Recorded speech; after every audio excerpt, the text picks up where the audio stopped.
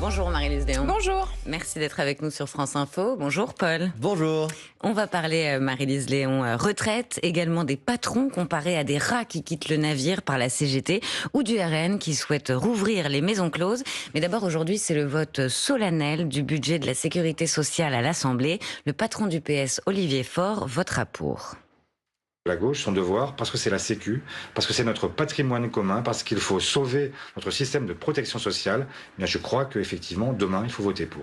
C'était Olivier Faure sur France 2, mais le Parti Socialiste est assez seul. Le vote pourrait se jouer à quelques voix près. Est-ce que, Marie-Lise Léon, vous avez un message à faire passer aux députés ce matin ? Le message, il est clair. Je pense qu'on a aujourd'hui besoin d'un budget de la sécurité sociale. On a besoin de sécuriser les avancées qu'il y a pu y avoir dans ce projet. C'est un compromis. Le projet qui est aujourd'hui sur la table, ça n'est pas le budget du gouvernement, ça n'est pas non plus le budget idéal que certaines formations politiques auraient voulu avoir. Et je pense qu'aujourd'hui, il faut absolument qu'il puisse y avoir l'adoption de ce budget, parce qu'il y a la suspension de la réforme des retraites qui est dedans et que ça concerne des centaines de milliers de personnes qui pourraient partir plus tôt, et il faut pouvoir répondre à cette attente sociale qui est extrêmement forte. Il y a une augmentation de la CSG capitale, il y a mais on va revenir sur le détail de ce budget, Marie-Lise Léon, mais qu'est-ce que vous dites aux députés qui veulent pas le voter ? Je pense qu'il y a aujourd'hui un risque à ce qu'il n'y ait pas de budget de la sécurité sociale, notamment pour les associations de solidarité qui vont être empêchées, qu'il y a un report d'adoption de ce budget de la sécurité sociale, ce qui veut dire des reports de moyens pour les associations de solidarité et qui sont déjà en grande difficulté. Donc c'est un compromis. Ça n'est ni le budget du gouvernement ni celui du Parti socialiste ou d'autres forces qui ont joué le jeu de la négo. Et je pense que il faut qu'il soit adopté. Enfin, je pense qu'on a un moment où il faut se parler clairement. Et ceux qui ne veulent pas voter sont irresponsables pour vous ? Moi, je pense que... Il y a mille et une raisons de ne pas voter ce budget. Moi, je vous dis, il y a un élément qui nous gêne énormément dans ce budget, c'est qu'il y a encore un report de la mise en place de la protection sociale complémentaire dans la fonction publique hospitalière. C'est-à-dire que c'est un engagement qui avait été pris il y a plusieurs années maintenant par le gouvernement qui est encore reporté. Donc, on est contre cette disposition, mais globalement, on a besoin de ce budget.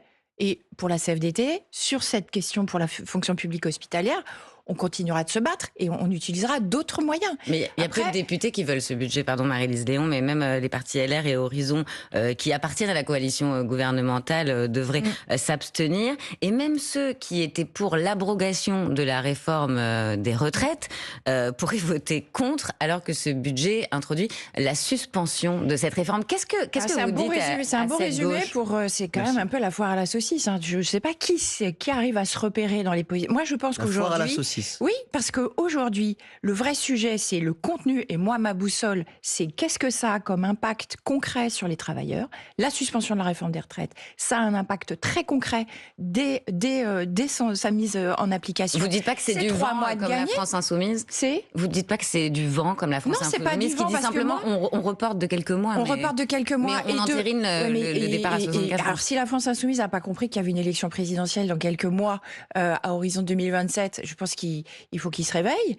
Et puis, s'ils considèrent qu'ils ne vont pas gagner, c'est plutôt un problème politique de leur côté. Et tous ceux qui considèrent que c'est de l'enfumage, moi, je les invite à aller à la rencontre des salariés qui sont directement concernés, que moi, je rencontre toutes les semaines et qui me disent, ces 3 mois de gagner, on les prend. Voilà. Donc c'est extrêmement important de pouvoir avoir cette concrétisation. Et je pense qu'il faut parler clair. Et quand je vous dis la foire à la saucisse, c'est que moi, je n'arrive pas à comprendre des formations politiques qui me semblent plus préoccupées par les prochaines échéances politiques. C'est ce à quoi on assiste en ce moment, parce que les députés n'ont jamais eu autant de pouvoir. Vous dites, ils sont pas responsables et ils sont obsédés par 2027. Moi, je pense qu'il y a beaucoup de formations politiques qui sont déjà obsédées par d'autres échéances. Et moi, ce que j'entends tous les jours quand je vais à la rencontre de salariés, d'agents des fonctions publiques, c'est quand est-ce qu'ils vont enfin se mettre d'accord. Ça, c'est la phrase que j'entends. C'est ça qu'on vous dit sur le terrain ? Bien sûr. Quand est-ce qu'ils vont enfin pouvoir se mettre d'accord ? Parce que les concitoyens, les travailleurs et les travailleuses que je vois, ils me disent, mais quand est-ce qu'on parle de nos problèmes ? Et ce matin, le ministre du Travail, Jean-Pierre Farandhi, dit sur France Inter, il me tarde que ça se termine. Vous aussi, vous en avez ras-le-bol ? Ah bah moi, je suis pas en première ligne dans l'hémicycle et dans les discussions, mais je pense qu'aujourd'hui, c'est une étape importante. Je pense que l'un des enjeux d'avoir un PLFSS, c'est aussi de pouvoir après avoir un projet de loi de finances de l'État, le budget de l'État. Et je pense qu'aujourd'hui, oui, il y a beaucoup, beaucoup de travailleurs et de travailleuses qui nous disent quand est-ce qu'on parle enfin de nos problèmes. La question de comment je boucle mes fins de mois, on peut améliorer mes conditions de travail, comment on fait en sorte que je n'arrive pas cassée à la retraite, comment je peux travailler jusqu'à ma retraite même, la question de l'emploi des seniors, la question de l'emploi des jeunes. Il y a beaucoup, beaucoup de sujets sur lesquels on est interpellé et tout est un peu congelé malheureusement avec ces débats sur le budget. Marie-Lise Léon, Sophie Binet, secrétaire générale de la CGT, a été mise en examen pour injure publique après avoir qualifié les patrons de rats qui quittent le navire. Elle a réagi sur France Inter, elle assume ses propos, écoutez. Ça s'appelle une image populaire, c'est dire tout haut ce que tout le monde pense tout bas, et je pense que c'est important dans le débat public qu'on puisse parler sans langue de bois. Le souci, en fait, pourquoi est-ce que j'ai dit ça? Parce que la France, elle est handicapée par ces multinationales. Qu'est-ce qui vous choque dans cette affaire, Marie-Lise Léon? Moi, ce qui me choque, c'est qu'il y ait une responsable syndicale qui soit mise en examen pour effectivement avoir utilisé un dicton populaire. Et d'ailleurs, on est de nombreux responsables syndicaux à avoir vendredi fait un soutien public à Sophie Binet, qui est une de nos camarades. On échange très régulièrement et je pense que c'est inquiétant aujourd'hui qu'une responsable syndicale soit mise en examen pour avoir tenu des propos qui ne les semblent pas... Les navires. Vous trouvez que les patrons méritent qu'on les qualifie comme ça? C'est une expression, c'est un dicton. Voilà, vous pensez que le seul objectif des patrons, c'est l'appât du gain? Comment? Vous pensez que le seul objectif des patrons, c'est l'appât du gain? Non, je ne pense pas. Et je pense que ça peut l'être pour certains, mais ça ne l'est pas pour tous. Et en fait, globalement, c'est extrêmement compliqué de dire tous les employeurs sont comme ci, tous les employeurs sont comme cela. Vous n'êtes pas totalement d'accord avec Sophie Binet, mais vous la défendez sur son droit à dire ça. Elle parle des multinationales qui ont un poids, c'est vrai, sur les questions économiques extrêmement, extrêmement fort. Mais ce qui est important dans cette histoire et dans le fait moi je pense que c'est de ma responsabilité de soutenir Sophie Binet dans cette période, c'est que je pense que avoir ce type d'action juridique vis-à-vis d'une responsable syndicale, c'est une tentative d'intimidation. Et dans une démocratie, les organisations syndicales sont des contre-pouvoirs qui ont une liberté d'expression à laquelle je suis extrêmement attachée. Marie-Lise Léon, il y a un préavis de grève qui a été déposé, préavis de grève reconductible au Louvre à partir de lundi prochain. On écoute la colère d'Élise Muller, c'est une surveillante de salle au Louvre. Elle représente le syndicat Sud Culture Solidaire. On a besoin de savoir qu'on sera renforcé parce que là, en fait, on ne tient plus. Le plus grand musée du monde ne peut pas tenir avec des bouts de ficelle. C'est pas possible. Pour ce qui concerne Sud Culture, on ne demande pas sa démission, mais nous l'attendons. Donc elle parle à la fin de la présidente directrice du Louvre, Laurence Descartes. Est-ce que vous aussi, vous demandez ou vous attendez la démission de la patronne du Louvre? La CFDT est très bien implantée et dans le mouvement de mobilisation sur la question des conditions de travail, en fait. Au Louvre, on a un afflux de visiteurs extrêmement important. La pyramide, par exemple, elle a été construite pour 4 millions de visiteurs. C'est 9 millions de visiteurs qui y passent. C'est très bien pour le rayonnement de la France, mais ça veut dire que ça a un vrai impact sur les salariés du Louvre et les 80 métiers qui composent qui travaillent dans ce musée.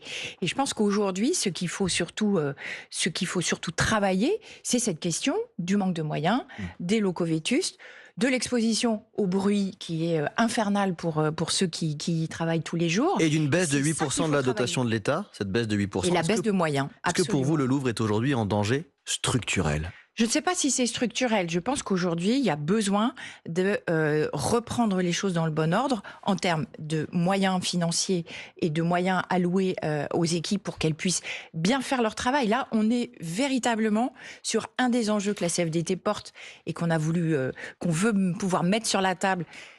Et ce qui était un des enjeux avant même les discussions en retraite en 2023, c'est la question du travail et des conditions de travail.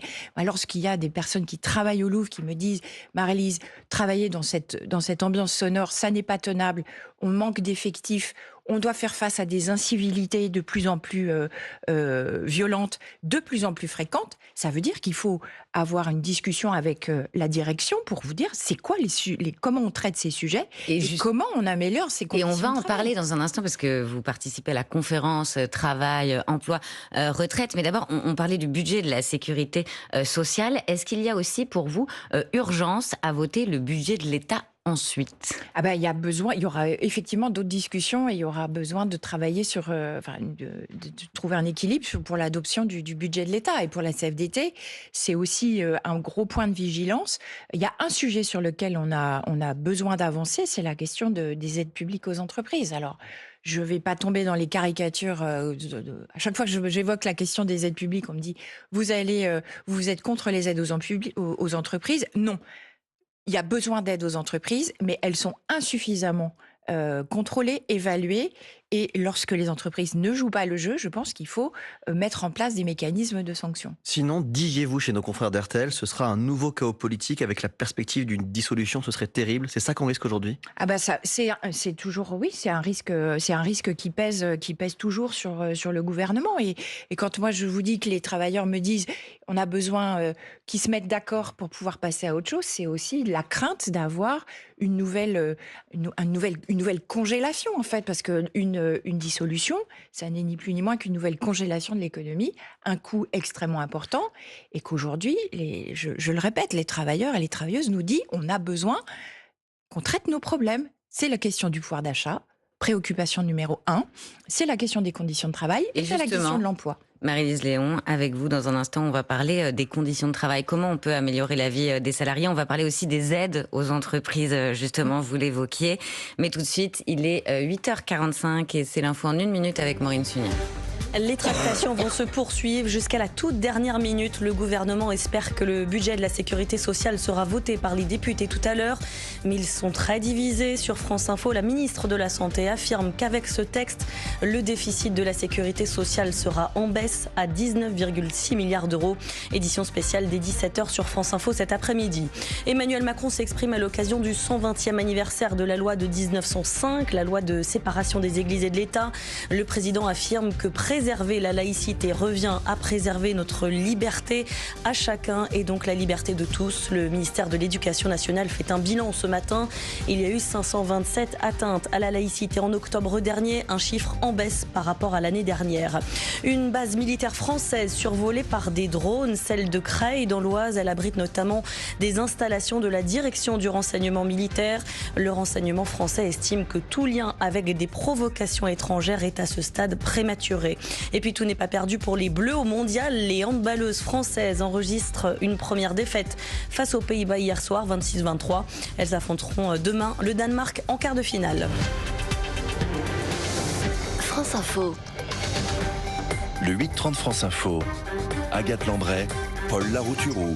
Avec Marie-Lise Léon, secrétaire générale de la CFDT. À l'instant, vous mettiez en question les aides aux entreprises et justement les patrons s'inquiètent, Paul. Exactement, Agathe. Je retiens de la première partie de notre entretien 2 expressions. D'abord, vous avez utilisé l'expression foire à la saucisse pour le budget et ensuite vous avez parlé d'un risque de congélation. Les patrons s'inquiètent aussi de ce risque de congélation, mais ils le disent avec d'autres mots. Dans une déclaration commune publiée hier, le patronat appelle à ne pas, je cite, jouer avec l'emploi et les salaires et met en garde contre une nouvelle baisse des allègements de cotisations qui augmenteraient du coup mécaniquement, selon eux, le coût du travail. J'imagine que vous n'êtes pas totalement d'accord avec eux, mais est-ce que vous les comprenez et qu'est-ce que vous leur répondez? Moi, je les comprends et enfin, je comprends ce qu'ils disent et je comprends qu'ils puissent être inquiets. Après, il faut revenir à l'origine de pourquoi on a eu ces exonérations de cotisations et pourquoi ça pourrait être légitime de les réintroduire, ces cotisations.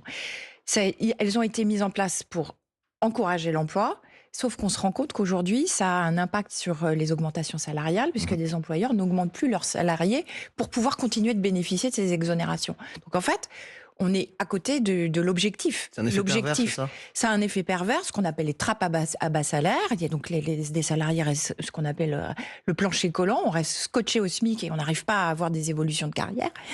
Plancher collant. Donc, le plancher collant, oui, c'est ça. C'est ce qu'on a comme image pour pouvoir pour expliquer qu'il y a des moments où on n'a pas de perspective. Or, on sait que pour beaucoup de salariés, c'est aussi une des façons de pouvoir se projeter et de pouvoir avoir quelles sont les possibilités d'évolution? C'est un vrai moteur dans C'est aussi le l'engagement salaire. au travail. Mais les patrons disent ces aides, ces allègements, ce n'est pas un privilège, c'est aussi qu'en France, le travail est plus cher qu'ailleurs. Oui, Et par ailleurs, dans ce budget, il y a non, aussi beaucoup de mise à contribution des entreprises. Il est plus cher qu'ailleurs. Il y a un ensemble d'éléments comme les cotisations qui permettent de financer notre modèle social. Et je pense qu'aujourd'hui, les employeurs doivent prendre aussi leurs responsabilités et ne pas toujours compter sur l'État pour soit les aider directement, soit leur permettre d'avoir des exonérations de cotisations. On sait qu'il y a des secteurs d'activité où il y a des salaires très faibles, où il n'y a pas d'augmentation salariale et où les employeurs ne jouent pas le jeu du partage de la richesse.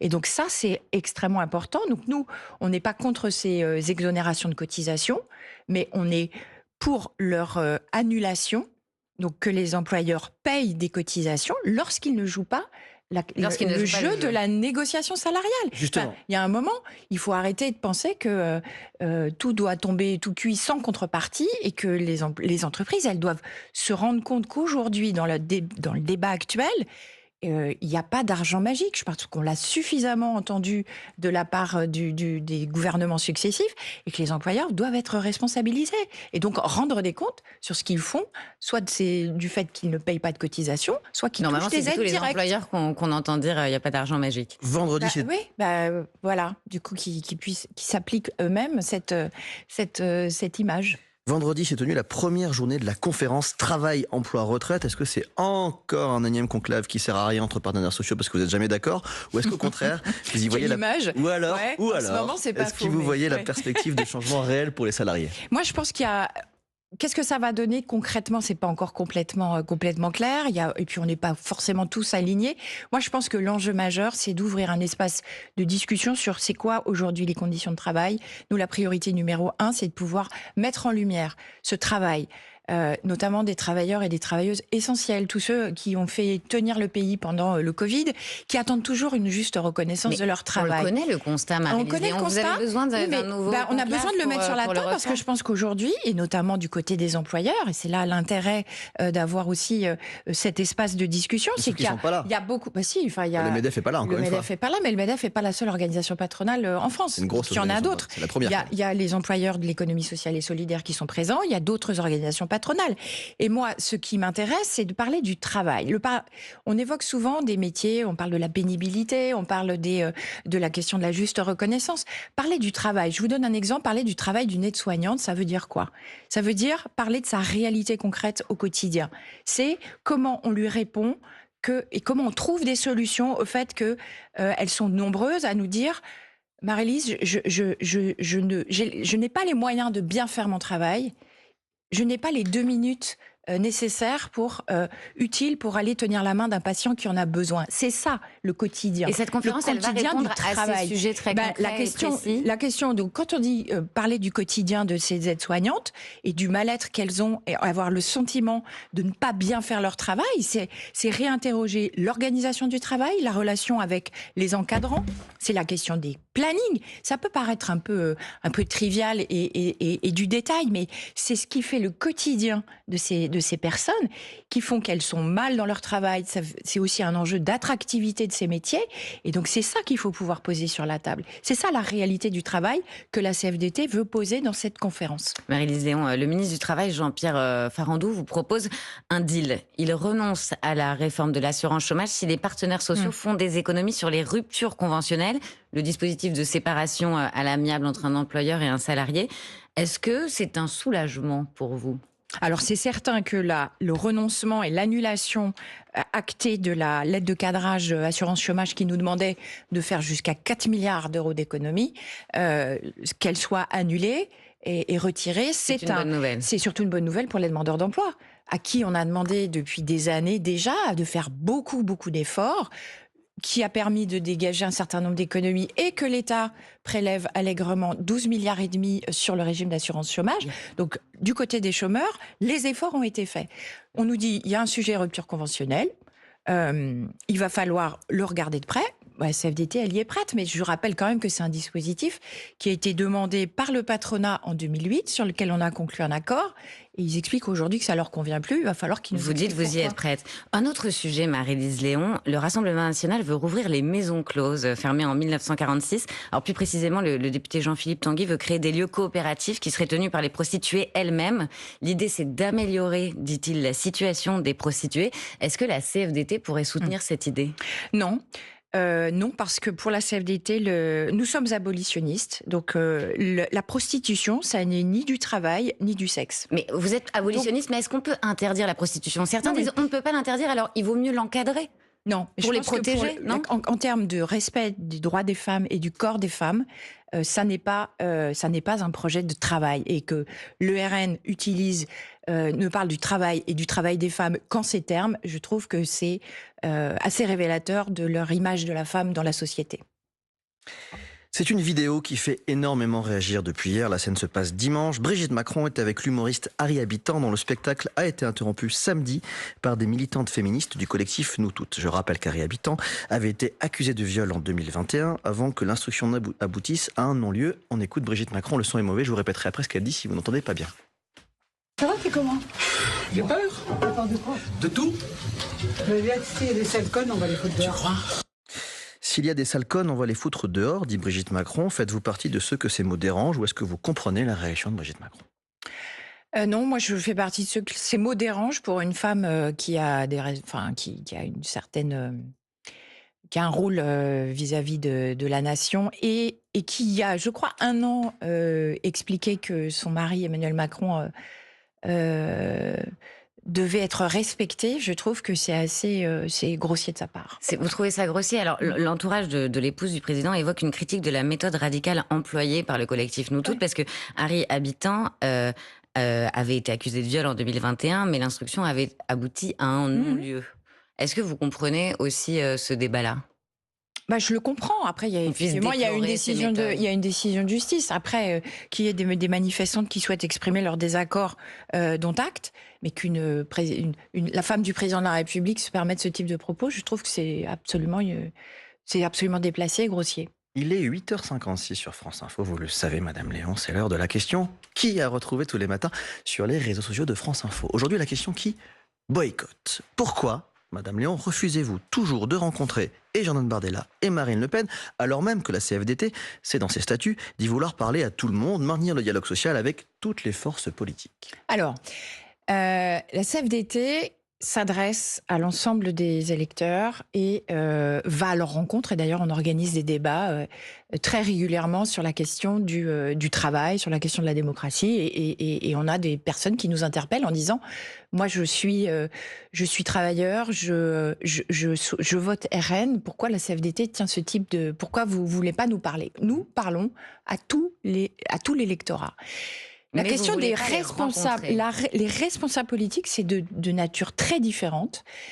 Et pour la CFDT, il y a incompatibilisé, et d'ailleurs il y a un tribunal administratif qui a tranché, il y a incompatibilité de vision de la société de la CFDT et des responsables du Rassemblement national. Donc, mais vous le disiez vous-même, Marie-Lise Léon, pardon, mais le RN, premier parti chez les salariés et les ouvriers aux dernières européennes, en refusant de parler à ces partis, est-ce que vous ne vous coupez pas d'une grande partie du monde du travail? Non, parce que moi, je préfère m'adresser directement aux électeurs que de m'adresser à des responsables politiques qui n'ont qu'une envie, c'est d'instrumentaliser le type d'échange ou le type de rencontre qu'on pourrait avoir avec eux.